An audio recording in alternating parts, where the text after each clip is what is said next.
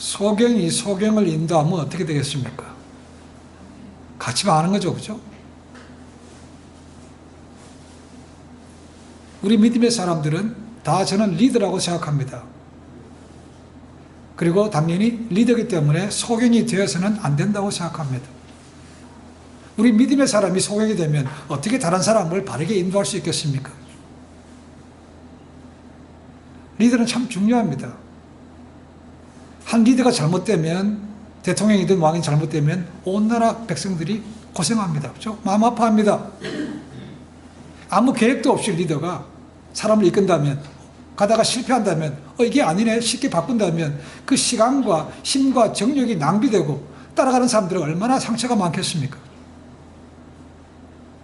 오늘 세상이 참 어렵습니다. 리더를 뽑았지만 리더가 하나님께서 주신 권세를 알고 제대로 행하는 사람들 생각보다 많지 않습니다. 다 자기를 드리려고 원하고 그게 또 안에 자기가 부를 누리기를 원하기 때문에 힘들어하는 사람 참 많습니다. 그런 어려운 세상 가운데 교회가 있습니다. 교회는 하나님 나라의 이 땅에서 전척이지요. 하나님 나라의 대사관이라고 볼 수 있습니다. 그런 교회가 세상에 휩쓸린다면, 세상에 빛이 되지 못한다면 마지막 때에 영혼들을 구원할 수가 없습니다. 달콤하게 우리한테 오면 뭔가 있다고 하는 이단들이 얼마나 많습니까? 자, 그런 세상 가운데에서 믿음의 리더가 갖춰야 될 세 가지 분별력이 있다고 말합니다. 첫 번째는 문화를 읽는 분별력이라는 거죠. 문화. 오늘날의 문화 보십시오. 굉장히 감성에 기반을 많이 두고 있습니다. 감성에 기반을 두고 있기 때문에 그들이 원하는 것은 인기, 흥행입니다. 그것만 잘 되면 뭐 도덕적인 것은 별로 상하지 않습니다. 감정을 자극하면 되는 것이죠. 이게 흥행이라는 것이 결국은 돈과 관계 되는 것입니다. 오늘날 한국의 한류라든가 버라이티 쇼 이런 것도 보십시오. 굉장히 자극적인 게 많습니다. 그런 세상 속에서 과연 그것이 옳은 건가 하는 것을 우리가 분별할 필요가 있다는 것이죠. 그냥 좋은 게 좋은 것이고 사람들 즐기니까 괜찮아 이렇게 넘어갈 문제는 아니라는 것입니다. 과거에 우리를 이끌어왔던 문화가 있죠. 지금 우리 현재가 느끼고 있는 문화가 있고 앞으로 가야 될 문화가 있습니다. 그렇죠? 근데 그 문화가 많이 바뀌어간다는 것입니다. 많이 변질됐어요. 부모를 포함해서 어른을 공경해야 될 문화가 그렇지 않습니다. 낮은 사람들을 굉장히 멸시하고 이상하게 본다는 거죠. 외모지상주의 아닙니까? 그죠? 성경도 실력이래. 저 사람이 잘생겼으면 그 사람이 잘못한 것도 용서가 될 수 있다는 그런 문화입니다. 사람의 인격을 같이 판단하는 것이 아니고 그 사람이 가진 물질, 위치, 외모로 보고 판단하는 기준이 되는 그런 문화 속에서 저희가 살고 있습니다. 성이 상품화되어 버렸습니다. 동성애도 괜찮다는 문화 속에 살고 있습니다. 과정보다는 결과를 더 중요시하는 그런 문화 속에 살고 있다는 거죠. 이런 세상 속에서 교회 리더들은, 믿음의 사람들은 특히 그런 문화에 대해서 바르게 판단력을 가지고 행할 수 있어야 된다는 거죠.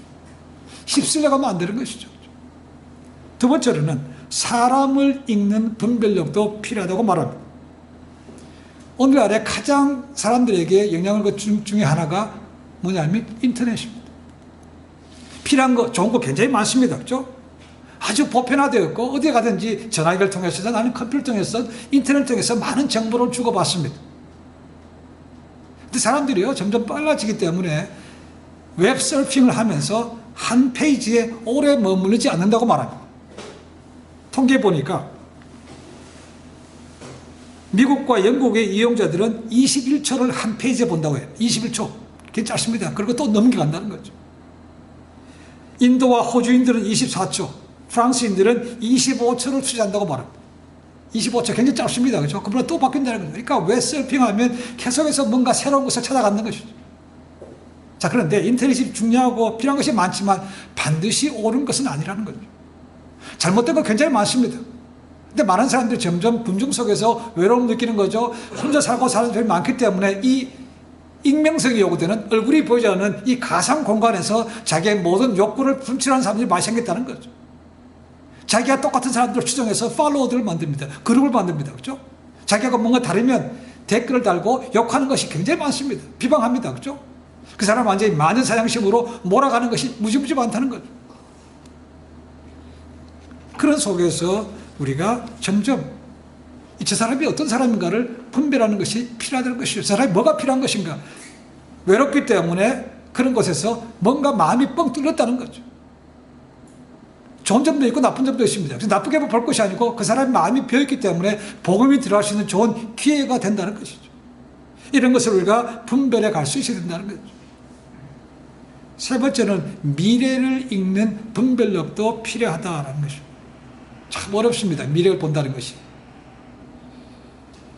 우리는 몇 년 전에 두 사람의 아주 독재자가 쉽게 몰락하는 것을 보았습니다. 하나는 이집트의 무라바크 정부가 30년 동안 독재하다가 그냥 망했습니다. 또 하나는 리비아의 카다피죠.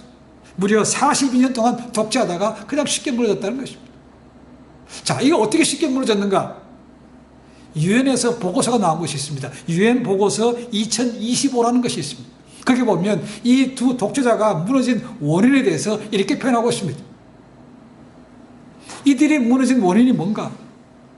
트위터와 페이스북 같은 SNS 때문에 무너졌다는 겁니다. 자, 독재로 뭔가 할 수 있습니다. 그죠? 그러나 전화기라든가 인터넷을 막을 수가 없었다는 것입니다. 자기들은 언론을 자아하고 사람들에게 모르게 하지만 그 전화기마저 쓰지 마라고 할 수 없다는 것입니다. 그러니까 사람들 그걸 통해서 이렇게 돌아가는 것은 진리를 알았기 때문에 그 진리가 나중에 쌓여서 결국은 이 독재자들이 무너지게 됐다는 겁니다. 자, SNS, 소셜 네트워크 서비스라는 것이 굉장히 중요합니다. 지금 북한 같은 데 보십시오. 전화기 아예 인터넷을 차단한다고 했습니까? 그죠? 중국도 마찬가지입니다. 언론 검열, 나쁜 게 나오시면 다 막습니다. 그죠? 미국도 마찬가지입니다. 페이스북, 트위터 같은 거, 거기 나쁜 게 있으면, 우리랑 팔레스가 다른데라고 그냥 쉽게 막아버린다는 것이죠. 이것이 미래입니다. 자, 교회가 이제 문제가 됩니다. 과연 그렇게 빨리빨리 돌아가는 이런 소셜 네트워킹에 교회가 참여해야 됩니까? 이미 제가 신학교에 있을 때도 페이스북을 해야 되는가 안 해야 되는가 그게 이슈가 되었습니다. 굉장히 많은 시간이 듭니다. 그리고 거기에 가입하려고 그러면 자기의 신상도 어느 정도는 포함이 되는 거죠. 그렇죠? 까발려진다는 것입니다. 그러니까 제가 유태에서 사역할 때 학생들 가운데 이 페이스북 하는 애들 그것 때문에 자기의 내면이 드러나는 거 참 많습니다. 걔가 페이스북 보니까 사진에 보니까 술 마시는 것이 많더라는 것입니다. 제가 이렇대요. 그렇게 좋지 않은 것도 자꾸 까발리게 된다는 것이죠. 이런 것이 과연 어느 정도까지 해야 되는가? 왜냐하면 그런 것을 하지 않으면 특히 젊은 사람들하고 컨택할 수 있는 기회가 별로 없어진다는 겁니다. 그러니까 얼마큼 가야 되는가? 이 가이드라인을 세우는 것이 쉽지가 않다는 것입니다. 이것도 앞으로 해야 될 미래에 대한 분별력, 이것도 필요하다는 것입니다. 지금 우리는 점점 종말을 향해서 다가가고 있습니다. 그리고 성경에 나오는 대로 마지막 때 일어날 현상들이 지금 점점 많이 생기고 있는 것도 압니다. 그렇죠? 근데 우리가 알면서도 때로는 쉽게 무너지는 것도 있다는 것이죠. 주님께서 말씀하십니다. 너희가 깨어있으라고 말합니다. 누가 잡니까? 항상 깨어있을 수 있습니까? 그렇죠? 그럼 잠을 얘기하는 것이 아니고 우리는 영적으로 깨어있으라는 의미 압니다. 영적으로 분별력을 가지라는 거죠. 아까 권사님 기도하셨습니다만 아무리 똑똑한 사람이라도 은혜가 없으면 이 진리의 말씀을 알지 못합니다. 그렇죠? 또 교회를 오래 다녔지만 영적으로 제대로 깨지 않으면 그 모든 것이 어느 한순간에 그냥 무너지는 것이죠. 주님께서 주실 말씀 가운데 이런 말씀이 있습니다. 누가복음 12장 54절부터 56절에 이런 말씀이 있어서 한번 읽어드립니다. 또 무리에게 이르시되 너희가 구름이 서에서 일어남을 보면 곧 말하기를 소나기가 오리라 하나니 과연 그러하고 남풍이 불음을 보면 말하기를 심히 더우리라 하나니 과연 그러하니라. 외식하는 자여 너희가 천지의 기상은 분별할 줄 알면서 어찌 이 시대는 분별치 못하느냐. 영적으로 분별할 수 있는 분별력을 가져야 된다라고 말씀하고 있는 거죠. 결국 그 말씀은 세상 마지막 때가 되면 이 분별력이 흐트러진다는 거죠. 미혹하게 하는 영들이 얼마나 많이 설치인지 모른다는 겁니다. 지금 그렇습니다. 그렇죠? 말은 그렇듯해요. 근데 가보면 다 가짜들이 그렇게 많다는 거죠. 지금이야말로 바로 어떻게처럼 은혜 받을 만한 때요. 지금이야말로 더 무장하고 기도할 때가 분명히 맞습니다. 저 오늘 말씀도 거기에 영분별에게 관한 말씀을 주님께서 주십니다. 지난주에 여기서 보면 지금 절기는 초막절입니다. 예수님께서 형 올라가 좀 이렇게 지방에 있지 말고 큰 데 가서 살아. 그거 좀 해봐. 변형거렸지만 예수님은 그들이 한 대로 지금 내 때가 아니기 때문에 나는 안 올라간다. 그렇지만 오늘 말씀 보시면 명절 중간에 초막절 중간에 은밀히 예루살렘에 올라가셨다고 되어 있습니다. 그러니까 예수님을 싫어했던 종교 지도자들 분명히 예수님께서 오신다. 그분이 절기를 지켜서 오신다는 거죠. 그래서 잡을 수 있는 만반의 준비를 갖췄습니다. 그런데 예수님께서 그들이 보는 대로 가지 않았다는 거죠. 아직도 주님께서 그분의 때가 아니었기 때문에 자기 자신을 메시아라고 드러내거나 십자가에 죽을 때가 아니었기 때문에 은밀히 올라가셨다는 거죠. 은밀히 올라가셔서 그 절기 중간에 어디에 나타나셨습니까? 회당에 가셔서 가르쳤다는 겁니다. 성전에 가서 가르쳤대요. 완전히 그러니까 예수님을 잡으려고 하는 사람들은 허를 찔린 거죠. 언제 오나 그냥 길목 찍고 있었는데 딴 길로 가셔서 은밀하게 성전에 앉혀서 딱 말씀을 선포한다는 거죠. 성전에서 말씀을 가르치는 예수님의 모습을 보고 유대인들이 두 가지 반응이 생겼습니다. 다 놀랐습니다. 첫 번째는 예수님의 가르침에 놀랐다는 거죠. 예수님은 제대로 교육을 받은 것이 없습니다. 랍비 교육을 받은 것도 아닙니다. 그렇죠? 근데 성전에서 가르치는 거 보니까 랍비들보다 훨씬 더 잘 가르친다는 거죠. 그들의 전통적인 가르침과 완전히 다르다는 것입니다. 그래서 못 배운 사람이, 무식한 사람이 어떻게 저렇게 가르칠 수 있어? 놀랬다는 겁니다. 실제로 예수님은 랍비한테 받은 게 없죠. 그죠? 안식일에 회당에 가거나 거기서 말씀을 듣습니다. 아니면 집에서 그게 말하는 쉐마, 부모들이 가르쳐주는 그거밖에 들은 것이 없습니다. 그죠? 근데 가르쳤다는 겁니다. 그러니까 놀랄 수밖에 없죠. 두 번째는 예수님께서 공회원들이 잡히지 않은 거에 놀랐다는 겁니다. 자, 아까 제가 말씀드렸습니다. 자, 공회원들 예수님 그냥 놔두면 안 되기 때문에 잡아서 죽이려고 했다는 거죠. 그래서 만반을 준비하고 있는데 어느 날 회당에 성전에 나타나서 가르친다는 것이죠. 그러면 잡아야 될 거 아닙니까? 근데 못 잡고 있더라는 것이죠. 그러니까 오히려 이렇게 질문합니다. 저 사람들이 잡으라고 하는데 안 잡네? 저 사람들이 예수님을 진짜로 메시아를 믿는 거 아니야? 이렇게 반문하고 있다는 겁니다. 결국 예수님께서 아직 때가 안 됐기 때문에 예수님은 물론 잡히지 않습니다. 사람들은 그렇게 수근수근 대고 있는 거죠. 야, 저 사람이 누구야? 저 사람이 무슨 신분이 뭐야? 저를 가르치면 어떻게 할 수 있어? 놀라고 있는 사이에 예수님께서 또 말씀하십니다. 나의 모든 가르침에 대해서 네가 놀라지 마라. 이건 내가 내 머리에서 나와서 가르치는 것이 아니고 내 모든 가르침은 어디로부터 왔다고요? 하나님께로부터 왔다는 겁니다. 내가 하는 게 아니라고 말씀하고 있다는 겁니다. 예수님의 이런 가르침은 사람들을 놀라게 하기에 충분한 거죠. 자, 랍비들 말씀 연구한다고 얘기합니다. 모세 오경, 그러면 토라 연구합니다. 자, 하나님께서 뜻이 뭔가를 찾기 위해서 애쓰는데 그들도 온전하지 않다는 것이죠. 그런데 예수님께서 어느 날 오셔서 제대로 교육 안 받은 분이 야, 내가 배웠는데 나는 사람에게 배운 거 아니고 하나님께로부터 배웠어 라고 말할 수 있으니까 놀랄 수밖에 없다는 거죠. 그 사람도 생각합니다. 그렇죠? 그래서 저렇게 다른 거구나. 사람들로부터 전통으로부터 배운 사람과 하나님께로 직접 배운 사람이 다르다는 것을 느낄 수밖에 없는 거죠. 그렇죠? 그런데 예수님의 가르침이 하나님께로부터 왔다면 이런 한 가지 질문이 생깁니다. 그러면 예수님의 저런 가르침이 하나님께로 왔다면 종교 지도자들, 특히 가르치는 랍비들, 대제사장들, 세계관들 이런 사람들은 왜 그런 것을 모르는가라는 것입니다. 다르다면 저 사람이 가르치면 정말 하나님께서 왔는가 이렇게 생각해 볼 수 있어야 되는데 전혀 그렇지 못한다는 것입니다.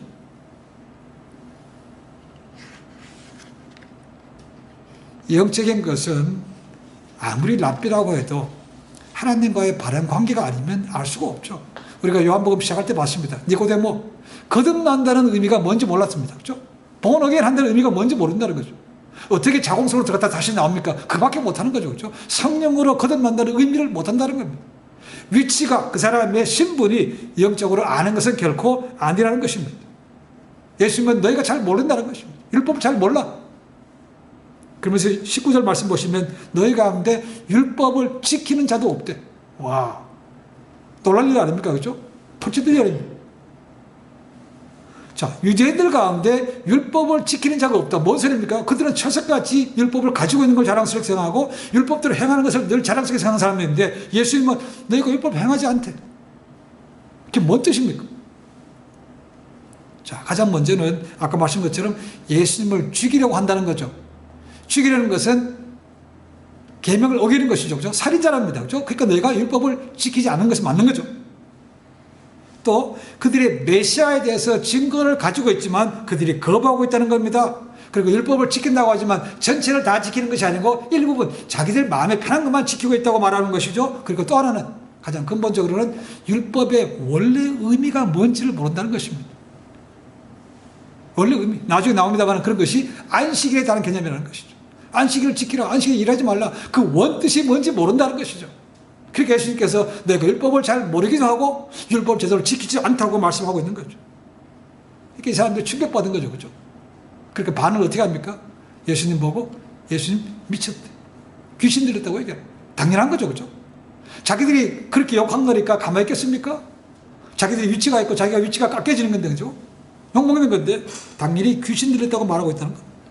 근데 거기서는 유대인이라고 말하지 않고 20절 말씀 보니까 무리라고 말하고 있습니다. 이 무리에는 유대인들 플러스 외국에 흩어져 있는 디아스포라 유대인도 포함하고 있는 거죠. 지금 초막절입니다. 3대 절기 하나이기 때문에 세계 각처에서 많은 사람들이 들어와 있는 거죠.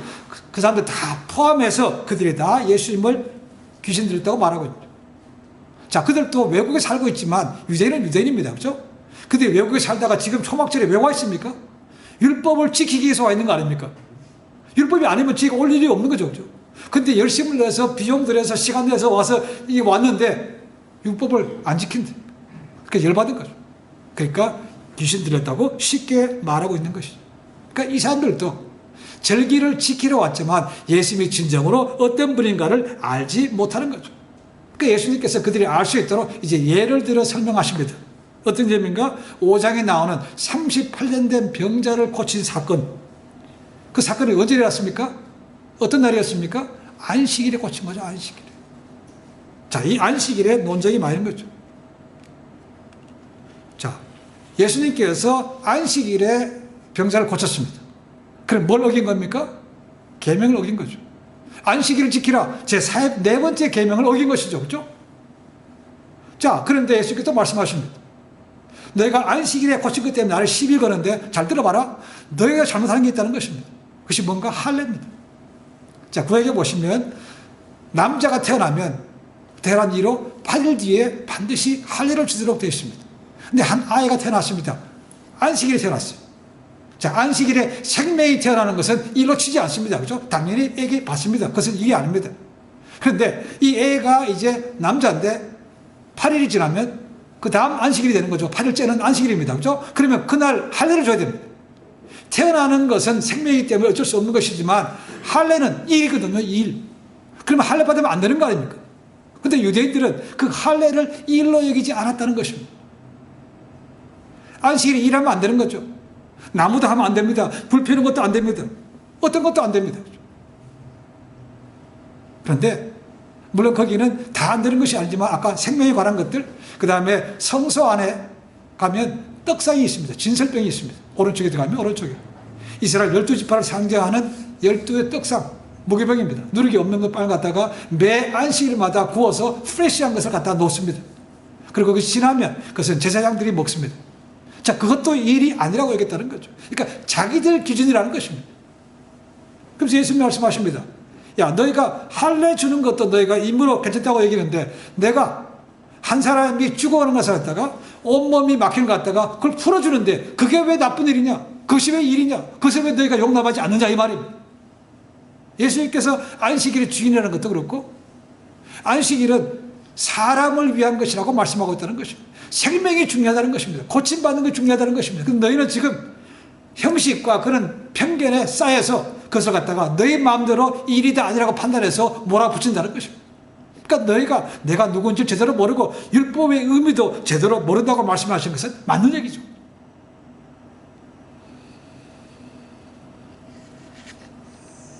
그들이 또한 가지고 있는 잘못된 것은 예수님이 누구신지 모른다는 것인데 그들은 앞으로 오실 메시아에 대해서도 잘못 알고 있다는 것입니다. 어떻게 잘못 알고 있는가? 앞으로 메시아가 오시면 호련히 어느 날 갑자기 뻥 나타나신대. 오늘 말씀 나옵니다. 그죠? 그럼 그 배경이 뭡니까? 근거가 뭡니까? 라는 거죠. 그것은 근거가 구약의 제일 마지막인 말라기 3장 1절입니다. 말라기 3장 1절에 이런 말씀이 있습니다. 만군의 여호와가 이르노라. 보라, 내가 내 사자를 보내리니 그가 내 앞에서 길을 예비할 것이요 또 너희가 구하는 바 주가 호련히 그 전에 임하리니 곧 너희의 삼하는 바 언약의 사자가 임할 것인다. 호련히 갑자기 나타나신다는 겁니다. 근데 예수님께서는 갑자기 나타날 것이 아니죠. 이미 목수의 아들로 촌동네에서 지내왔다는 것입니다. 뻥 나타난 게 아니라는 거죠. 혜성같이. 그러니까 이거 아니라는 것입니다. 저 사람 메시아가 될 수가 없어요. 또 하나 안 되는 이유는 뭡니까? 예수님이 출신입니다. 그렇죠? 예수님이 어디 출신입니까? 나사렛 출신. 예수님이 정말로 나사렛 출신입니까? 원래 태어난 곳은 어디입니까? 베들레헴이죠.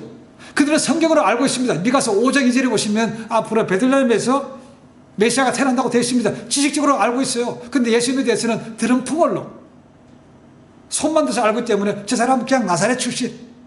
그러니까 메시아일 수가 없는 거죠. 그리고 오죽 했으면 그럽니까? 야, 나사렛 같은 촌동네에서 무슨 선한 것이 나올 수 있어. 개천에서 무슨 욕 나겠어? 그거? 말도 안 되는 얘기지. 이런 편견 때문에 예수님을 제대로 알고 있지 못하다는 것입니다. 너희는 나도 모르고 나를 모르니까 하나님 잘 모르는 거죠. 그러니까 그들이 영적으로 무지하다는 사실을 예수님께서 지적하고 있는 것입니다. 너희가 너희 편견과 너희 지식으로 모든 것을 가졌기 때문에 나를 배척하고 오히려 뭐 한다는 겁니까? 죽이려고 한다는 것이죠. 참, 너희가 영적으로는 아직 멀었다는 겁니다. 한국 속담에 이런 것이 있죠. 하룻강아지 범 무서운 줄 모른대. 하룻강아지가 어떻게 범 무서운 줄 모릅니까?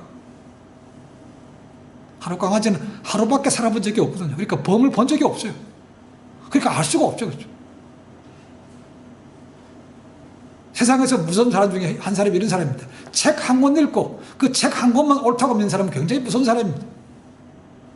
여러 가지 선이 굉장히 많습니다. 그렇죠? 근데 어떻게 그 하나만 옳다고 생각합니까? 그거 읽고 이거 아닌 사람 다 틀렸어. 굉장히 무서운 겁니다. 우리가 내 편견을 가지고 내 경험만 가지고 경험한 것은 그나마 다행입니다. 그렇죠? 경험도 없이 그 하나만 보고 이것만 옳고 딴 거 다 틀렸어. 굉장히 무서운 겁니다. 이단들도 그럽니다. 그렇죠? 나는 성령님의 주시는 말씀만 봤는데 근데 달라요. 그거 어떻게 증명할 수 있습니까? 라는 거죠. 성령님께서 이 사람에게 이렇게 주고 저 사람이 저렇게 주시고 싸게 만듭니까? 아니죠. 성령님은 화평케 하시는 분입니다. 그렇죠? 근데 다 성령이 주시는 말씀을 한다는데 틀려요.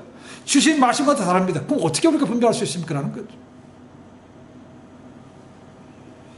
아무리 오랫동안 교회를 다니고 지자훈련도 받고 했지만 삶에서 그 말씀의 경험이 없으면 체험되지 않은 말씀은 남을 오히려 판단하는 기준밖에 되지 않습니다. 그렇죠? 저 사람은 저것도 몰라.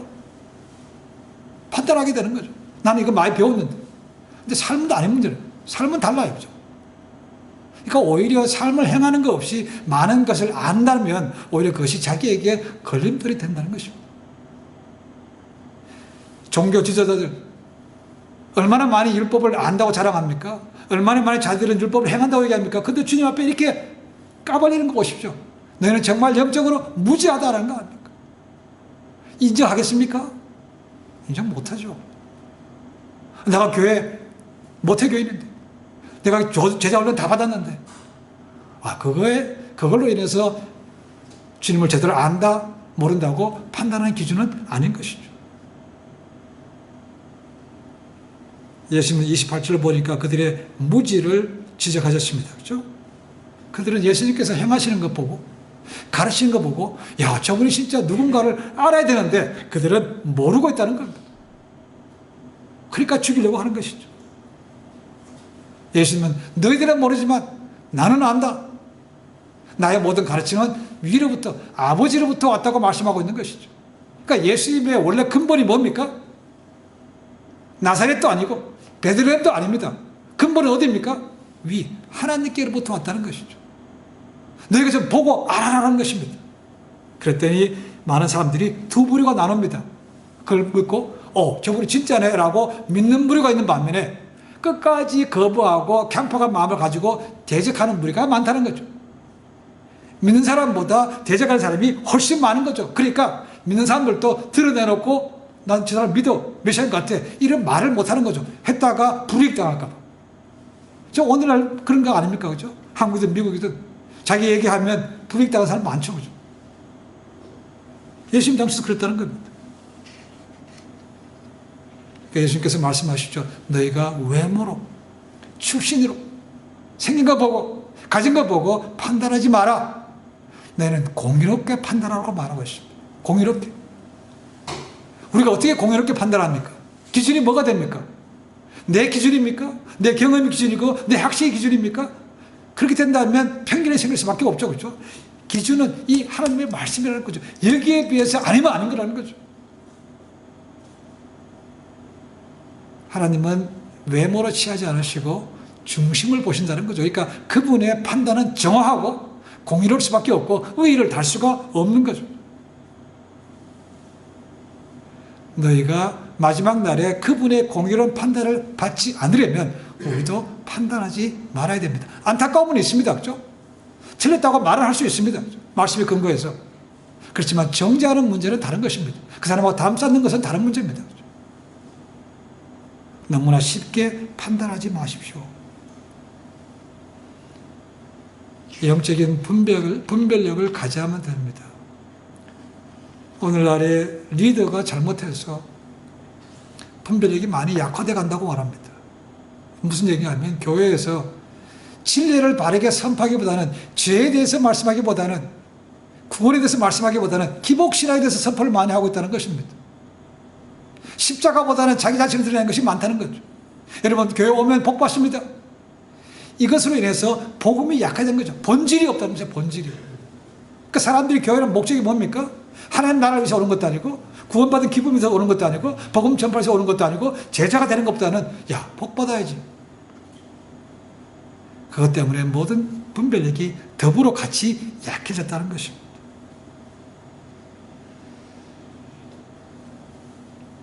환경을 보면 넘어질 것들 많습니다. 외적인 것들을 보면 또 흔들릴 것도 많습니다. 그러나 믿음의 사람은 말씀으로 돌아가서 또 성령님께 구해서 진리를 바르게 알고 영적인 분별력을 가져야 됩니다. 그렇죠? 저희가 바로 가지 못하면, 저희가 흔들리면 다른 사람을 어떻게 인도할 수 있겠습니까? 소경이 소경을 인도할 수 있습니까? 못하는 것 똑같은 얘기입니다. 갈수록 달콤한 얘기 많습니다. 좋은 얘기 많습니다. 그렇죠? 그러나 우리가 좋은 얘기도 들어야 되겠지만 쓴 얘기도 들어야만 맞습니다.